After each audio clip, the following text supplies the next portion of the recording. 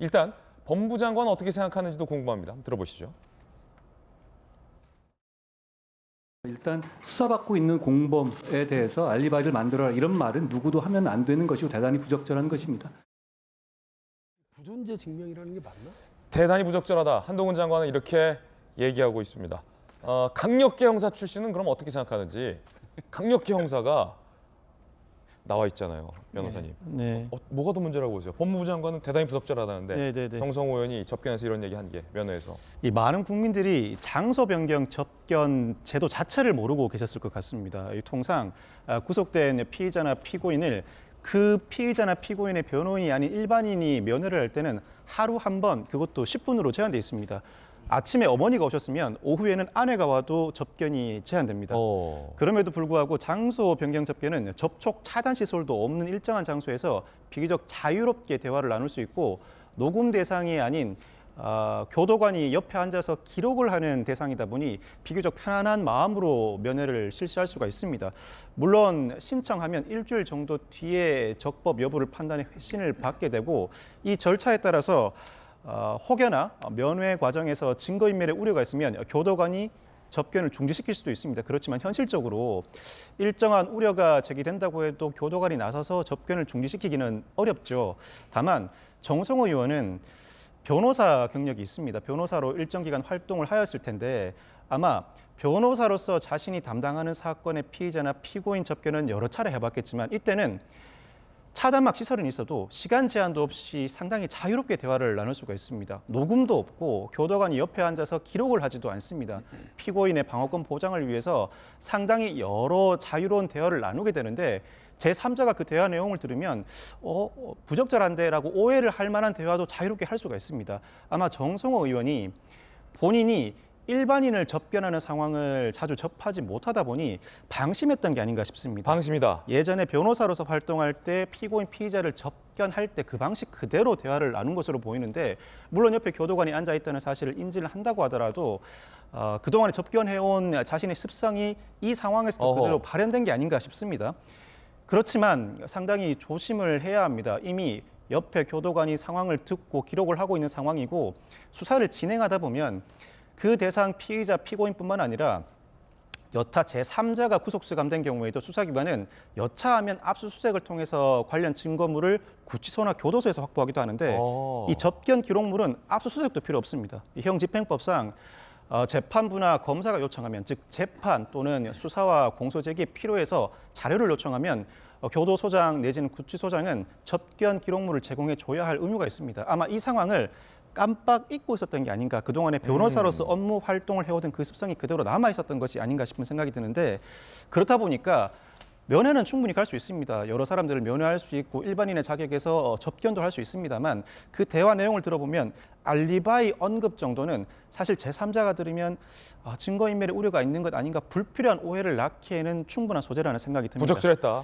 아마 방심하고 이런 대화를 편안한 상태에서 한다는 생각에서 나오게 된 것이 아닌가 싶은 생각이 듭니다. 부적절하다. 강력계 형사는 부적절하다고 보는 거예요. 그러면 이게 어떻게 보느냐인데 박용진 의원은 아니 그러면 친명계 좌장에 가서 이재명이 대통령 된다고 얘기하지 다음에 박용진이 대통령 될 것 같아 라고 얘기하겠냐라는데 그 얘는 좀 대단히 부적절한 얘기인 것 같고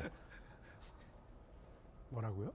마음을 바꿔서 뭔가 내가 좀 진술을 해야겠다라고 구속 상태에서 피의자가 마음을 먹고 있는데 이재명 대표에 가장 가까운 분이 와서 다음 대통령은 이재명이야.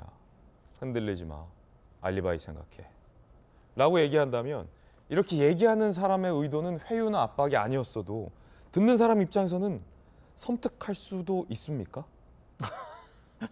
뭐 그럴 수도 있겠죠. 그렇지만 사실 법적으로 따지고 보면 현재 나와 있는 알리바이를 생각해 보라든지 다음 대통령은 이재명이 될 것 같다는 발언 정도는 사실 증거인멸로 평가하기는 다소 부족해 보이긴 하거든요. 그렇다고 하더라도 법적으로 증거인멸로 평가하느냐의 문제와 받아들이는 사람이 이를 어떻게 받아들여서 이 사건에 영향을 미칠 것인가는 별개의 관점일 수 있죠. 이미 수사가 진행되고 있고 재판 절차가 형성돼 가고 있는 상황에서 이와 같은 주장을 듣고 재판에 어떻게 임하느냐, 이는 수사와 재판에 직접적인 영향을 미칠 수 있으니 수사기관이 제재할 수 있는 사유는 된다고 봅니다. 이와 같은 발언을 증거인멸로 법적으로 평가할 수 없다고 하더라도 받아들이는 사람에 따라서는 충분히 증거인멸 회유 시도로 받아들일 수는 있습니다만 이 접견을 갔던 대상자 김용 전 부원장, 정진상 전 실장, 이화영 전 부지사가 어떠한 인물인지 그리고 이 수사와 재판에 임하는 태도에 따라서 이 진술을 어떻게 받아들이느냐가 결정될 것 같습니다. 흔들리고 있는 상황이라면 회유로 당연히 받아들일 것이고 일관되게 범죄 혐의를 부인하는 상황이라면 자신을 격려해주는 차원 정도로만 받아들이지 않을까 싶은 생각이 듭니다. 자, 다시 박용진 의원님. 아니 그런데 이제 두 가지인데요. 저는 김용, 정진상 이분들을 뭐 개인적으로 모릅니다만 다음에 이재명 대표가 대통령이 될 거야라고 하는 믿음은 정성호 의원보다 이분들이 크지 않을까요? 믿음이든 바람이든 간에 더 클 거예요. 바라는 건? 예. 왜요? 그러니까 아니 그분들이 더 오래 이른바 정성호 이재명 당대표의 측근으로 함께 해왔던 분들이라서 그게 더 클 거예요. 박용진이 대통령 되는 것보다 이재명 당대표가 대통령 되는 거에 대해서 더 기대하고 응원하고 하고 있을 건데 뭐 그걸 가지고 회유라고 볼 수 있겠느냐가 첫 번째고, 두 번째는 아까 우리 김진 기자도 잠깐 말씀하셨습니다만 이화영, 그러니까 지금 뭐 정진상, 김용에게는 알리바이 뭐 이재명 이 대통령 될 거야라고 하는 이야기가 있었다라고 하는 내용이 나옵니다만 이화영 전 부지사를 만나갖고 알리바이가 어쩌고 뭐 이런 얘기를 했다는 얘기는 전혀 안 나와요. 예. 접견을 갔다는 것만 뭐 이렇게 그 검찰에서 이렇게 확인을 해준 거죠. 너무 웃기잖아요. 그러니까 오히려 내가 이화영 부지사를 만나서 정성호 의원이 무슨 얘기를 했는지는 정성호 의원이 오히려 얘기를 했어요. 그 변호사 관련 때문에 되게 힘들어해서 그거에 대해 조언을 해주고 뭐 내가 그 조정을 해줄 수 있겠구나라고 하는 정도의 이야기를 서로 했다는 거잖아요. 그 만일에 말씀들 하시는 것처럼 언론에서 이렇게 보도되는 것처럼 대단히 부적절한 것이 그 3명의 지금 그 피의자들과 함께 뭘 하는 거였다면 이화영 부지사와도 그 접견 과정에서 어떤 내용을 했는지를 얘기가 나와야 되는데 그런 얘기는 안 나오고 3명에 대해서 접견을 했다라고 하는 것만 지금 검찰이 흘리고 확인해주고 있는 것 아니겠습니까? 이 확인을 검찰에서 안 해주면 할 방법이 없어요. 그러니까 제가 검찰에 다시 한번 당부드리는데 오픈 매치가 지나치게 많으면 이 전체 타이틀 매치의 이 진심을 국민들이 의심하게 됩니다. 그러니까 검찰의 이런 수사 태도, 그다음에 이런 접근 태도에 대해서 제가 아주 부적절하다고 저도 생각을 합니다. 예. 이 내용이 뭐가 회유냐? 라는 말입니다. 3인이 정성호 의원을 만났군요. 3인 성호군요. 이영수 의원. 네. 박윤진 의원께서는 이제 아니 어차피 이분들은 이재명 대통령이 대표가 대통령 되기를 누구보다 바라는 사람들한테 다음 대통령 이재명이라는 게 무슨 회유가 되겠냐라는 반론이거든요. 네. 이에 대한 또 반박 있으십니까? 네. 오픈 매치가 너무 재밌어가지고요. 예. 그래서 국민적 관심이 굉장히 높은 거라고 저는 생각을 하고, 그리고 지금 어제 오늘 연일 지금 모든 방송이나 뉴스에서 이 뉴스를 계속 다루고 있거든요. 그러면 이게 심각한 거라는 겁니다. 근데 이게 굉장히 심각한 거를 민주당 의원님들만 모르고 계세요. 그러니까 이거 지금 심각하게 받아들여야 됩니다. 정성호 의원님이 이재명계의 좌장이라고 했지만 이분 사실 누군지 국민들이 잘 모르셨어요. 근데 어제 오늘 사이에 이 정성호 의원님 모르는 분이 안 계십니다. 3인 성호가 아니고 지금 한 2천만 성호 정도쯤 되는 것 같아요. 이런 상황이라면은 이 문제의 심각성을 인지하시고 특히 정진상 그 실장을 그 정성호 의원님이 가서 그 특별면회 한 날은 그 바로 전날 김성태 쌍방울 회장이 한국으로 입국한 날입니다. 체포된 날이에요. 그러니까 김성태 쌍방울 회장 입에서 지금 어떤 얘기가 나올지 모르는 상황에서 거기서 어떤 얘기가 나왔을 때 이 사람들이 심리적으로 흔들릴 수가 있을 것이다 라는 생각 때문에 정성호 의원이 가가지고 그 마음을 다잡으러 갔었다라고 추측해 볼 수 있다면, 그리고 이것이 사실이 아니라면 다행이겠지만 사실이라면 이건 대단한 큰 범죄거든요. 정성호 의원이 국회의원의 입장으로서 또 법조인 출신으로서 원래는 이분들 만나가지고 진실을 이야기해라 라고 얘기하고 또 혹시라도 잘못이 있다면 법적인 처벌을 달게 받고 국민들 앞에 올바른 모습을 보여라. 뭐 이렇게 얘기하는 것이 옳은 행동인데 알리바이 만들어라. 흔들리지 마라. 이재명이 꼭 대통령 될 거다. 이거는 지금 그래서 국민들이 초미의 지금 관심사가 되고 저 다음 주에 한번 제가 보기에 이제 민주당하고 우리 당 지지율 한번 보십시오. 우리 당 요즘 그렇게 잘하는 거 별로 없습니다만 민주당 지지율 다음 주에 분명히 크게 떨어져 있을 거예요. 저는 이거 민주당에서 이거를 좀 너무 가볍게 보고 아무것도 아닌 것 같고 왜들 이러십니까라고 이렇게 항변하고 야 그 과정 이런 거 언론에 흘리는 거는 검찰 잘못 아니야.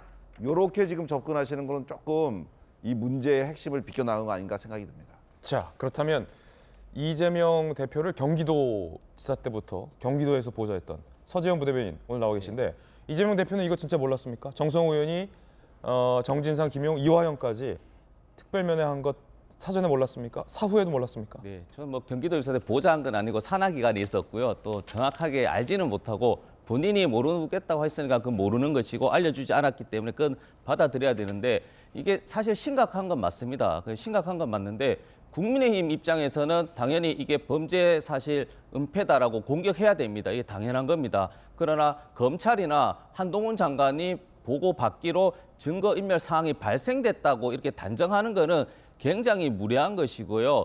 한동훈 법무부 장관은 정치 지망생으로는 100점이지만 법무부 장관으로는 빵점이다. 왜냐하면 윤핵관인 장제원 의원 또 그때 윤석열 총장 후보 시절에도 인권에 대한 되게 감수성에 대해 지적을 많이 했거든요. 손에 피 묻히는 검찰이었는데 그러지 마라. 그래 알겠다라고 분명히 말씀드렸고 이것이 다만 정성호 의원이라서 크게 문제된 것이 아니고요. 일반인들이 저렇게 사실은 국회의원이 자료 요청한다고 해서 뭐 몇 회 건 정도는 저도 용인할 수 있지만 누가 갖고 내용이 저렇게 언론을 통해서 검찰이 저렇게 실시간으로 한다라는 것은 대단한 문제입니다. 예를 들어 정성호 의원이 말씀드렸지 않습니까? 눈빛이라든지 어떤 뉘앙스, 농담도 글로서는 범죄 행위처럼 보일 수 있는 오해를 받았지만 예를 들어 정성호 의원이 그 당시에 선거 과정에 대선 기획 총괄 특보 단장인가요? 그걸로써 본인이 야 내가 선거에 졌기 때문에 내가 죄인이다. 내가 빨리 죽어야지. 이렇게 했었으면은 야 이게 정성호 의원이 공범이구나. 죄인이라고 했으니까 자백이구나. 그리고 혹은 죽었다고 하면 죽으려고 하는 것인가? 이게 다르게 해석할 수 있지 않습니까? 그렇듯이 이 부분은 한동훈 법무부 장관이라면 누구나 하면 안 되는 발언을 본인이 하고 계세요.